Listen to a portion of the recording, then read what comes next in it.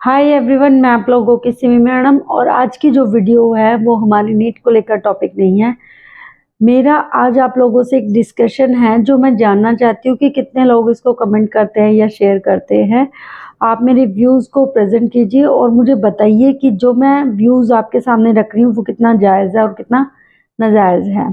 हम लोग काउंसलिंग करवाते हैं, हमारा काम सिर्फ एडमिशन गाइड करने का होता है। तो बच्चों के जो नंबर आए हैं उसी के हिसाब से हम गाइड करेंगे। पर ये जान के कि पेपर लीक हुआ हमें भी बहुत दुख हो रहा है और हम चाहते हैं कि बच्चों के साथ न्याय हो। तो क्या मैं आप लोगों से ये जानना चाहती हूँ, रीनीट होगा, है ना? रीनीट अगर होता है तो भी बच्चों के साथ फेयर तो कुछ भी नहीं हुआ। उन्होंने इतनी मेहनत की, पेपर दिया और कुछ लोगों की तो हरासमेंट भी उस टाइम पे बड़ी हुई है। उसके बाद अब दोबारा से वो लोग तैयारी करेंगे और दोबारा से नीट देंगे। उनकी क्या गलती थी जिन्होंने कुछ कसूर ही नहीं कर रखा।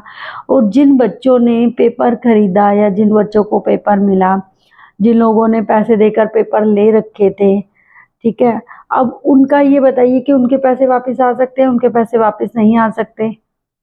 वो किसी को इस बात की शिकायत भी नहीं लगा सकते। जिन लोगों ने पेपर लिया था और जिन लोगों के बच्चों के नंबर नहीं आ पाए हैं, और या अगर आ भी गए हैं तो अब रिजल्ट ही सारा कैंसिल हो जाएगा, तो उनका वो पानी में गया।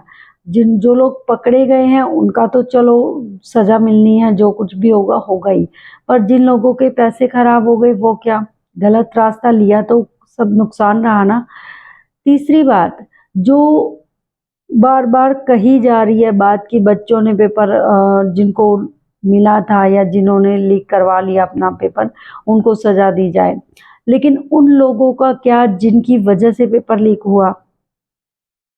अगर हायर अथॉरिटी से पेपर किसी के पास आया है तो कहीं ना कहीं गलती तो उनकी भी थी ना, तभी तो पेपर उनके पास आया। बच्चों को सजा दे रहे हैं। बच्चों को सजा देने का क्या फ़ायदा है? आप मुझे कोई भी एक पेरेंट्स ये जवाब दें कि क्या बच्चों के पास 40-40 लाख रुपए होते हैं, 30-30 लाख रुपए होते हैं कि वो अपने लिए पेपर खरीदेंगे? ये डिसीजन तो पेरेंट्स का था ना। तो सजा पेरेंट्स को मिले, बच्चे को क्यों मिले? उसका साल क्यों खराब करना? हाँ, उसका साल खराब होगा, होना चाहिए वो इसलिए कि उसने गलत रास्ता अपनाया, पर उसका करियर पे इससे बुरा असर ना पड़े। क्योंकि बच्चों ने गलती की और बच्चों की तो गलतियां भगवान भी माफ़ करते हैं, तो उनकी गलती तो माफ़ी के लायक होती है। पर पेरेंट्स को सज़ा ज़रूर दे जो अपने बच्चों के लिए ऐसे गलत रास्ते अपना लेते हैं। दूसरी मैं ये चाहती हूँ कि जैसे हम लोग अपने लिए डॉक्टर्स बनाते हैं तो नीट का एंट्रेंस करवाते हैं, यूजीसी के लिए भी दिया जाता है, सब चीज़ों के लिए एंट्रेंस एग्ज़ाम होते हैं। तो जब हमारी सरकारें बनती हैं इनके एंट्रेंस एग्ज़ाम क्यों नहीं होते? इनको क्यों नहीं कोई एग्ज़ाम देना होता? मुझे अब ऐसा लगता है, सबकी नॉलेज देख के, सबकी इंफॉर्मेशन देख के, कि जो हमारे शिक्षा मंत्री हैं, जो हमारे प्रधानमंत्री हैं, जो भी हमारी सरकार है, इन लोगों का भी एंट्रेंस होना चाहिए, इन लोगों का भी एजुकेशन लेवल होना चाहिए। अगर ये लोग एजुकेटेड रहेंगे, एजुकेशन इनका हाई रहेगा, इनकी नॉलेज हाई रहेगी, तो ऐसी गलतियां कमियां सरकार में होंगी ही नहीं। हम ऐसे वोट देते हैं लोगों को जिन लोगों के पास पैसा रहता है, जिन लोगों ने काम करवा दिए, सड़कें बनवा दी। क्या सिर्फ सड़कें ही बनवानी है हम लोगों ने और कोई काम नहीं है हमारी सरकार का? हम इतने बड़े बड़े लेवल पे हम चूज करते हैं आईपीएस ऑफिसर, किसके अंडर में है वो? सरकार के अंडर में।